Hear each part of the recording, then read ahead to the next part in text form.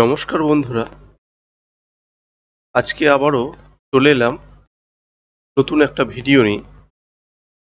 আজকের আমরা মূলত ভোটার কার্ডের কিভাবে অ্যাড্রেস চেঞ্জ করতে পারি এবং তার জন্য কি ডকুমেন্টের প্রয়োজন এবং কোন পদ্ধতিতে আপলোড করলে বা কত এমবির মধ্যে রেখে আপলোড করলে আপনার ভোটার কার্ডটার সঠিকভাবে অ্যাড্রেস চেঞ্জ হয়ে যাবে, সেই সকল পদ্ধতি আজকের খুব সহজেই দেখিয়ে দেব।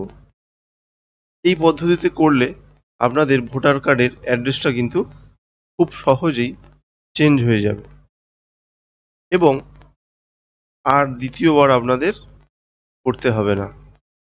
চলুন বন্ধুরা, আমরা এই সঠিক পদ্ধতিতে ভোটার কার্ডের যে অ্যাড্রেস পরিবর্তন, এটা বিবাহিত মহিলাদের ক্ষেত্রেও হবে, অথবা আপনার কাজের সূত্রে যদি আপনি এক জায়গা থেকে অন্য জায়গায় থাকেন, সেখানে যদি ভোটার কার্ড নতুন করে বানাতে চান, তাহলেও কিন্তু এই পদ্ধতি অবলম্বন করে আপনি ভোটার কার্ডের অ্যাড্রেসটা পরিবর্তন করতে পারবেন। চলুন বন্ধুরা, আজকের কথা না বাড়িয়ে আমরা ভিডিওটা স্টার্ট করি।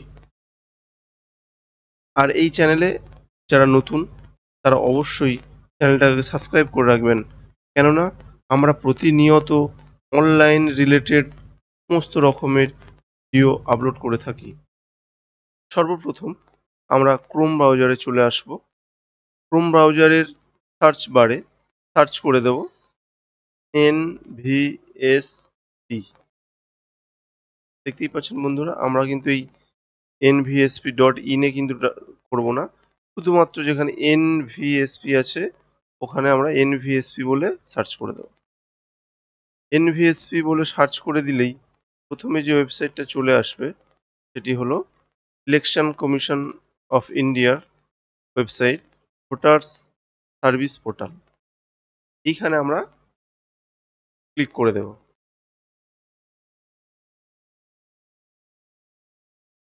ক্লিক করে দিলেই বন্ধুরা এখানে কিন্তু একটি ইউজার আইডি এবং পাসওয়ার্ড কিন্তু চাইবে।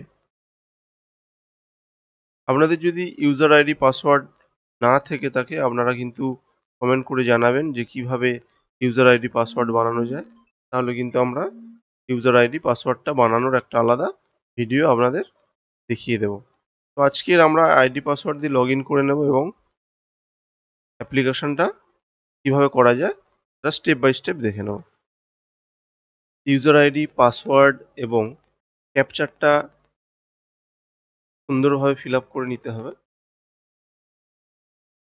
নেওয়ার পরে আমরা রিকোয়েস্ট ওটিপিতে ক্লিক করব। রিকোয়েস্ট ওটিপিতে ক্লিক করলে আমাদের রেজিস্টার্ড মোবাইল নাম্বারে ওটিপিটা চলে আসবে। ওটিপিটা এন্টার করে দিয়ে ভেরিফাই অ্যান্ড লগ ইনে ক্লিক করব। দেখতেই পাচ্ছেন বন্ধুরা, আমাদের কিন্তু এখানে সমস্ত রকমের ফর্মগুলো ওপেন হয়ে গেছে। এটা যেটা দেখতে পাচ্ছেন 6 নম্বর ফর্ম, অর্থাৎ যারা এখনো ভোটার হয়নি, নতুন ভোটার কার্ড করবেন, তাদের জন্য কিন্তু এই ফর্মটা ফিল আপ করতে হয়। এবং যাদের ভোটার কার্ডে বিভিন্ন ধরনের ভুল আছে, তারা কিন্তু এই 8 নম্বর ফর্মটা ফিল আপ করবে। এবং এছাড়াও এখানে বিভিন্ন রকম দেখতে পাচ্ছেন, এখানে ট্র্যাকিং করা যায়। আপনারা অ্যাপ্লিকেশন করার পরে অ্যাপ্লিকেশন আইডি দিয়ে এখানে ট্র্যাকিং করা যায়, ভোটার কার্ড ডাউনলোড করা যায়। চলুন বন্ধুরা, আজকের আমরা যেহেতু অ্যাড্রেস চেঞ্জ করব, সেহেতু আমরা এই 8 নম্বর ফর্মটা ফিল আপ করব।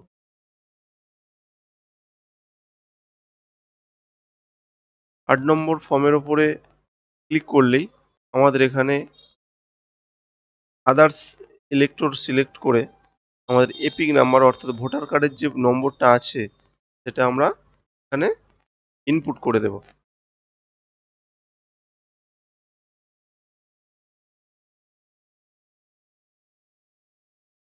এখানে বেশ কিছু ইনফরমেশন প্রিফিল হয়ে থাকবে।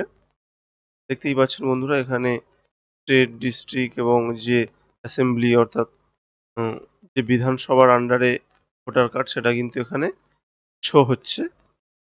তো আমরা এখানে কি চেঞ্জ করতে পারবো এই ভোটার কার্ডের, এখানে নাম চেঞ্জ করা যাবে, জেন্ডার চেঞ্জ করা যায়, ডেট অফ বার্থ চেঞ্জ করা যাবে, relation type, relative name, address, mobile number, photo, এতগুলো জিনিস কিন্তু আমরা ভোটার কার্ডের কারেকশন করতে পারি।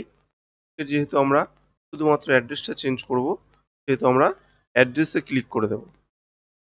অ্যাড্রেসে ক্লিক করার পরেই এখানে কিন্তু বেশ কিছু অপশান খুলে গেছে। এখানে দেখতে পাচ্ছেন বন্ধুরা, প্রথমেই হাউস নাম্বারটা ইনপুট করতে হবে। এই হাউস নাম্বারটা কিন্তু খুব ইম্পর্টেন্ট বন্ধুরা। এই হাউস নাম্বারটা আপনারা কোথায় পাবেন? এটা আপনাদের যে ভোটার লিস্ট আছে আপনাদের রিলেটিভের, ধরুন আপনি যদি স্বামীর ঘরে ট্রান্সফার করতেন, তাহলে স্বামীর ভোটার কার্ডের ভোটার লিস্টে দেখবেন এন দিয়ে একটি ভোটার নাম্বার কিন্তু ওখানে হাউস নাম্বার কিন্তু দেখা যায়।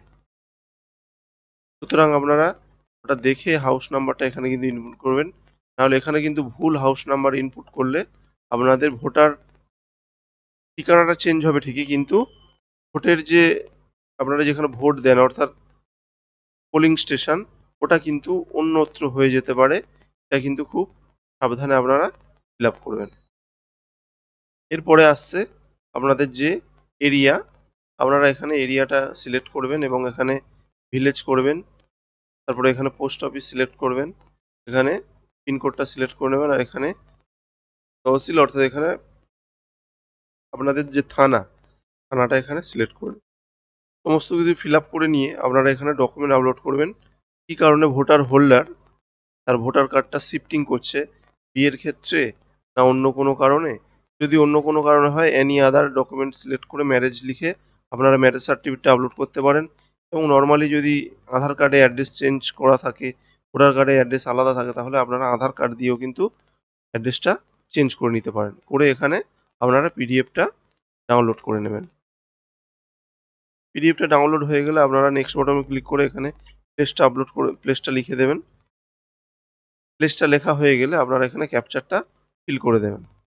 ক্যাপচারটা সুন্দরভাবে ফিল আপ করা হয়ে গেলে আমরা প্রিভিউ অ্যান্ড সাবমিটে ক্লিক করে দেব। প্রিভিউ অ্যান্ড সাবমিটে ক্লিক করে দিলেই আমাদের সামনে সমস্ত প্রিফিল ফর্মটা কিন্তু ওপেন হয়ে যাবে। ওপেন হয়ে গেলে আমরা জাস্ট স্ক্রোল ডাউন করে আমরা নিচে চলে আসবো এবং এখানে সাবমিট বটমে ক্লিক করব। দেখতেই পাচ্ছেন এখানে সাবমিট বটম। এখানে দেখে নেবেন, যদি এখানে কোথাও ভুল থাকে তাহলে কিন্তু আপনারা সংশোধন করার সুযোগ পাবেন। কিপ এডিটিং অপশানে গিয়ে আপনারা কিন্তু সংশোধন করতে পারেন। যদি সব ঠিকঠাক থাকে তাহলে কিন্তু সাবমিট বটমে ক্লিক করে দেবেন। সাবমিট বটমে ক্লিক করলেই আপনাকে শিওর হতে বলবে, আর ইউ শিওর বলে ইয়েস করে দেবেন। ইয়েস করে দিলে আমাদের সামনে এই ফর্মটা কিন্তু সঠিকভাবে আপলোড হয়ে যাবে এবং এই যে ডাউনলোড অ্যাকনলেজমেন্টে আমরা ক্লিক করে দেব। ক্লিক করে দিলে আমাদের স্লিপটা ডাউনলোড হয়ে যাবে এবং এটি কাস্টমারকে আমরা প্রিন্ট করে দিয়ে দেব। কারণ এখানে একটি নাম্বার থাকে, এই নাম্বার দিয়ে পরবর্তীকালে কাস্টমার কিন্তু যে কোনো জায়গা থেকে চেক করে নিতে পারবে যে তার স্ট্যাটাসটা কি। চলুন বন্ধুরা, আজকের ভিডিওটা এই পর্যন্তই ছিল। ভিডিওটি ভালো লাগলে একটি লাইক করে দেবেন এবং যদি কোথাও বুঝতে অসুবিধা হয় বা কারোর অ্যাপ্লিকেশন করতে গিয়ে কোথাও যদি থেকে যায় তাহলে কিন্তু অবশ্যই কমেন্ট করে জানাবেন। আমরা কিন্তু অবশ্যই রিপ্লাই করে দেব যে তার সঠিক পদ্ধতি কি হবে। এবং চ্যানেলটা সাবস্ক্রাইব করে দিয়ে পাশে থাকবেন নিয়মিত এই ধরনের ভিডিও পেতে। ততক্ষণ ভালো থাকবেন, সুস্থ থাকবেন। ধন্যবাদ।